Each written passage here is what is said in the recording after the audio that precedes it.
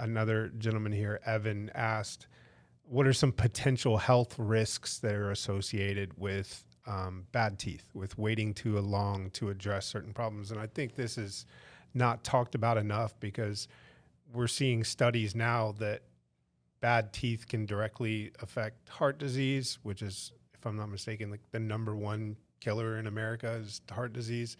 But even beyond that, it can lead to just a host of problems that I'm not smart enough to rattle off. But there is definitely a link between bad oral health and overall bad health.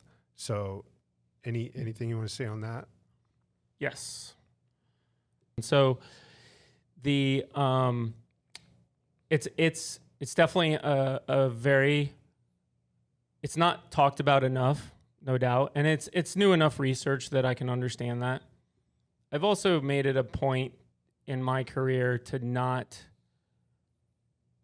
profit or capitalize on fear tactics and fear mongering. Mm-hmm. So I don't spend a lot of time talking about it in the consult very often. Right.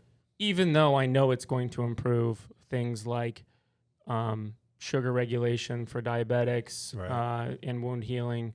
It's going to help with heart disease patients, and with, periodontitis can end up systemically all over, sort of bringing the body's systems down. Any system that flows with blood can be susceptible to it. Right.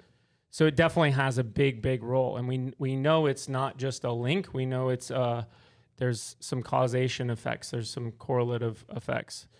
And that's, important for the patients to know. There's sort of two aspects to that question. There's an acute aspect, meaning like what can happen to me immediately with this infection here. Mm-hmm. And then there's the systemic, chronic disease type regulation type question, right? So the easiest would be to start with acute.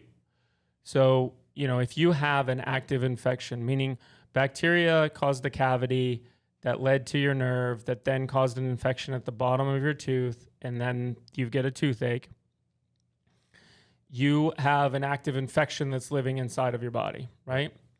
Antibiotics are not going to fully remove that, right? They're not going to remove all the parts of the infection. They're just going to calm them down to the point that it's not getting any worse, and it really, alleviates the symptoms. But the splinter is still in the finger, if you will, right? So from an acute phase, what we want to try to do is remove that infection. And the best way generally to do it, if it gets to that point, is to remove it physically, right? Remove the splinter, remove the infection, stitch it all up, and it's going to heal okay, because our bodies are awesome. Right.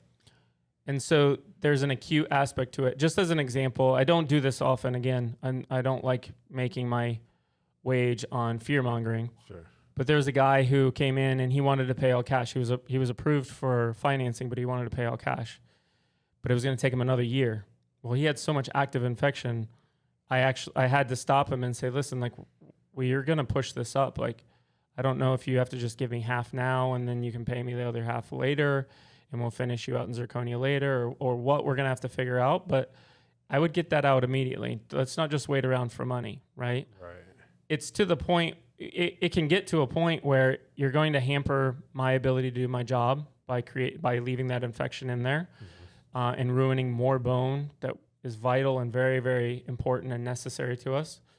But you're also putting yourself at risk of some major acute event, right? And acute events that can happen is that bacteria that's putting pressure on the inside of your bone and causing that toothache can essentially erode the bone at a very high rate of speed. Sure. And when it does that, let's say, especially like say a lower molar, mm-hmm, when it does that, it can get into spaces, and spaces are, it's not like we just have a body that's made up of just a bunch of muscles and the esophagus and all kinds of, connective tissue and bones, like all just smashed into one little space.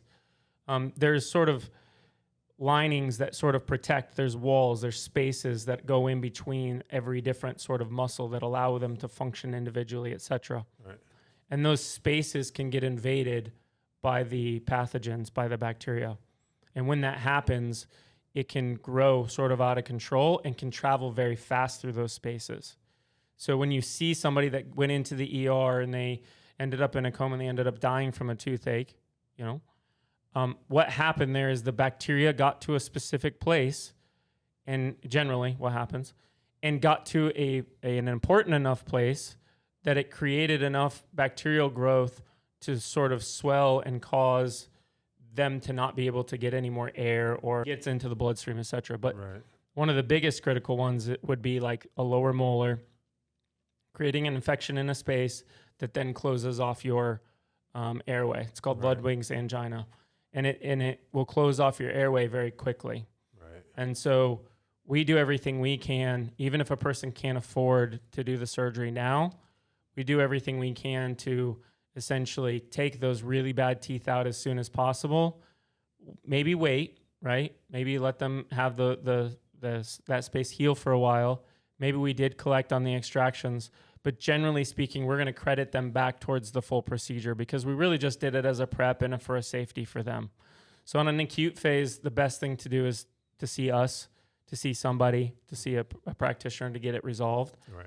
And then when you're talking about long-term effects, which I think is where more the intention of this question is, when you're talking about long-term effects and its contribution to chronic diseases, all of our systems are connected, obviously.